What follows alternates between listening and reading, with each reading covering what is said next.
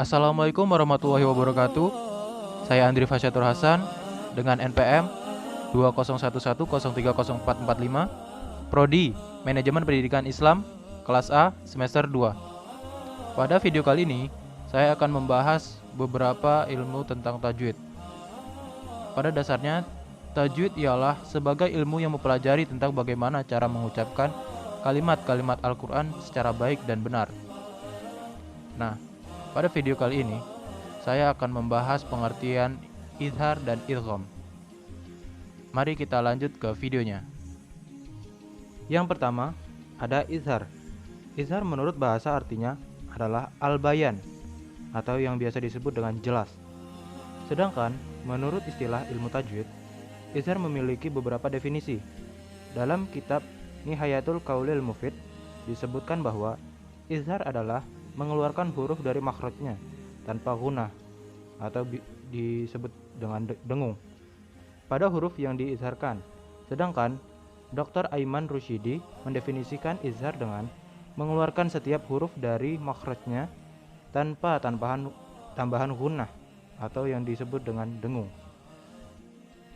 Jadi, definisi izhar ialah apabila nun sukun atau tanwin bertemu dengan huruf hamzah, ha, ha, kha, ain, ghain, maka hukum bacaannya adalah jelas. Nah, jadi ada 6 huruf izhar ketika nun sukun atau tanwin bertemu dengan ke-6 huruf ini, maka harus dibaca jelas. Tidak boleh dibaca dengan samar atau bernungung. Itu tidak boleh, harus dibaca dengan jelas. Berikut contoh dari izhar. Yang pertama ada hamzah yang biasa disebut dengan alif, yaitu mana. Yang kedua ada ha, yaitu salamun hiya. Ketiga ada ha, wa anhar.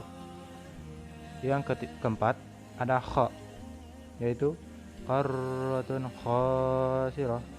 Kelima ada ain, sami'un alim. Yang terakhir ada ghain, yaitu min khislin. Nah, dari kesimpulan tersebut bahwa bacaan yang sudah dibaca tadi dibaca dengan jelas tanpa adanya suara yang samar maupun itu gunnah yang berarti dengung.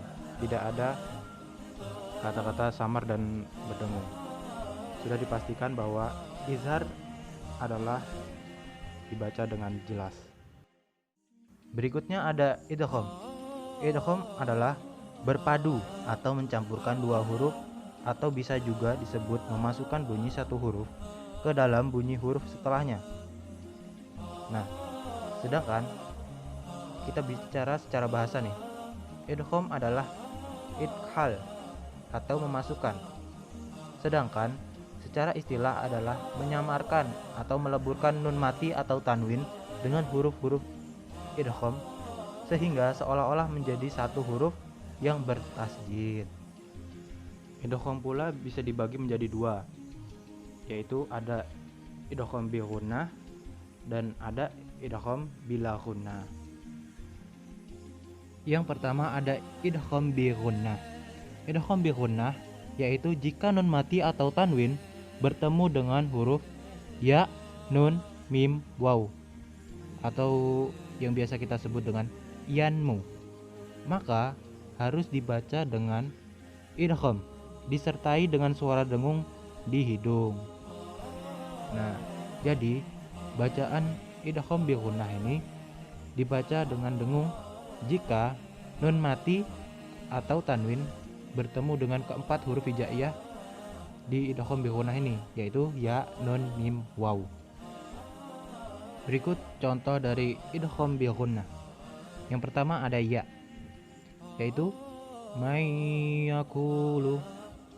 Bisa kita simpulkan bahwa bacaan tersebut dibaca dengan dengung yang panjangnya ada 2 harokat.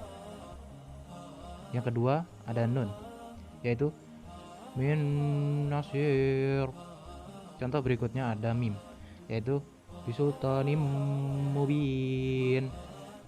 Terakhir ada waw, yaitu khairu wa abqa.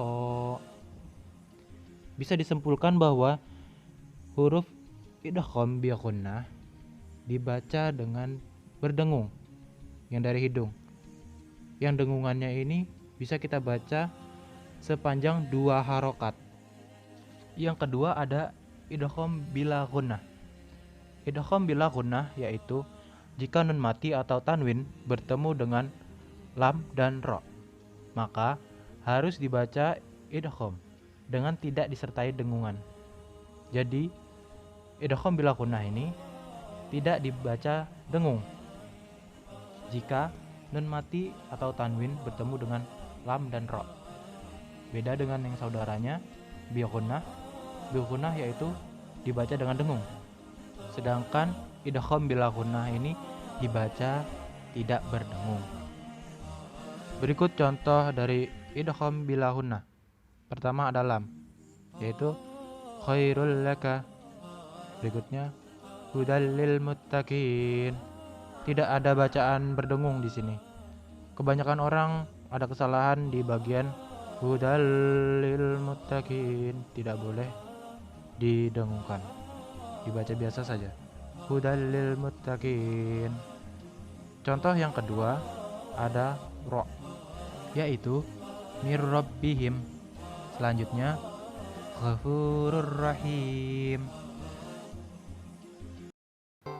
Terima kasih telah menonton video ini sampai akhir. Semoga videonya bermanfaat.